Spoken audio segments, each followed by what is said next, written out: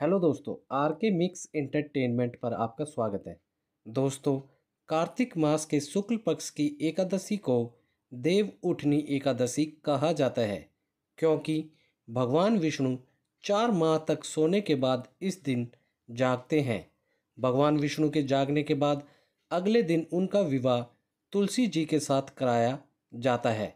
इसलिए देव उठनी एकादशी को तुलसी विवाह उत्सव के रूप में भी मनाया जाता है।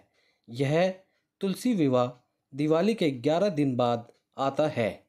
इस वर्ष यह विवाह 4 नवंबर को संपन्न कराया जाएगा, जिसमें तुलसी के पौधे का विवाह विष्णु रूपी शालिग्राम के साथ कराया जाता है।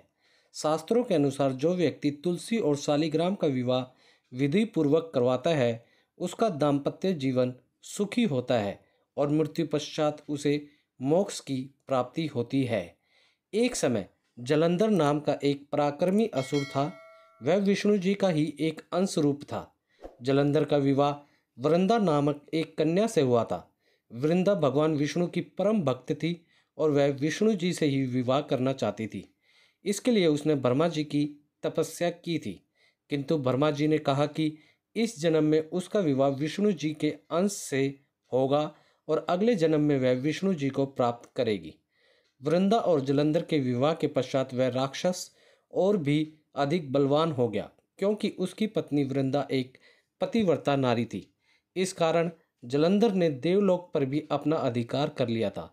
उसने देवताओं से हुए एक युद्ध में शिव को भी पराजित कर दिया। तब भगवान विष्णु को देवताओं की मदद करने हेतु वृंदा से छल करना पड़ा। उन्होंने जलंधर का रूप बनाया और वृंदा के समक्ष पहुंच गए। वृंदा ने उन्हें ही अपना पति समझ लिया और इस प्रकार विष्णु जी ने वृंदा का सतीत्व भंग कर दिया। इसका प्रभाव सीधा जलंधर की शक्तियों में पड़ा और वह देवताओं से युद्ध में पराजित होकर मृत्यु को प्राप्त हुआ। वृंदा को जैसे ही विष्णु जी के छल का पता चला, उसने उन्हें पत्थर बन जाने का श्राप दे दिया। वृंदा के सतीत्व से विष्णु जी प्रसन्न थे, इसलिए उन्होंने वृंदा का शाप स्वीकार किया और अपना एक अंश शालिग्राम में उत्पन्न किया। और ब्रह्मा जी के वरदान का भी मान रखने के लिए उन्होंने वृंदा को वचन दिया कि अगले जन्म में वृंदा एक बिरवा रूप धारण करेगी और उसी से विष्णु जी की पूजा की जाएगी। उन्होंने वृंदा को वरदान दिया कि तुलसी के बिना की गई पूजा वे स्वीकार नहीं करेंगे और उसका स्थान उनके शीश पर होगा। इसलिए भगवान विष्णु जी के प्रसाद में तुलसी अवश्य रखी जाती है। वृंदा जलंधर की चिता में सती हो गई और उस राख में से एक पौधे के रूप में तुलसी का जन्म हुआ। तुलसी की पवित्रता के आदर के लिए देवताओं ने तुलसी का विवाह शालिग्राम से करवाया और तभी से यह परंपरा बन गई कि देव उठनी एकादशी के बाद विष्णु जी का विवाह तुलसी जी से कराया जाता है। तो दोस्तों, उम्मीद करता हूँ इस वीडियो में मैंने आपको तुलसी विवाह से जुड़ी सारी छोटी बड़ी जानकारी अच्छे से दे दी होगी। दोस्तों, जानकारी अच्छी लगी तो वीडियो को लाइक करें, मैक्सिमम से मैक्सिमम हर जगह से शेयर करें ताकि सबको ये जानकारी अच्छे से मिल सके।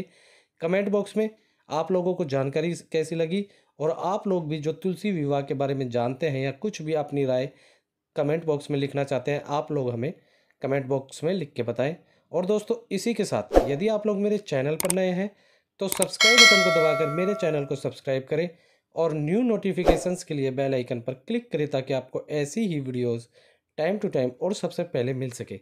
दोस्तों, इसी के साथ यदि आप फेसबुक चलाते हैं तो मेरे फेसबुक पेज जो कि आर के मिक्स एंटरटेनमेंट नाम से है, उसको भी ऐसी ही वीडियोस के लिए फॉलो कर लें।